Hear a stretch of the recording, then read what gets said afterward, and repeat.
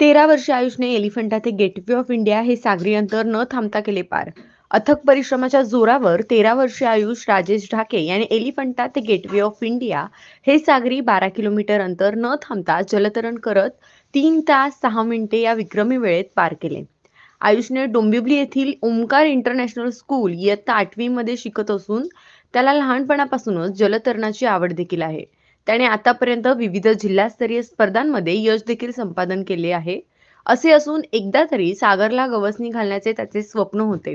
त्याचाच एक भाग म्हणून त्याने एलिफंटा ते गेटवे ऑफ इंडिया हे सागरी अंतर जलतरण करून पार करण्याचा निर्धार देखील केला व सराव सुरू केला असून आयुषने यश जिमखाना येथे रोज 4 ते 5 तास प्रशिक्षक विलास माने आणि रवी नवले यांच्या मार्गदर्शनाखाली सराव करायचा.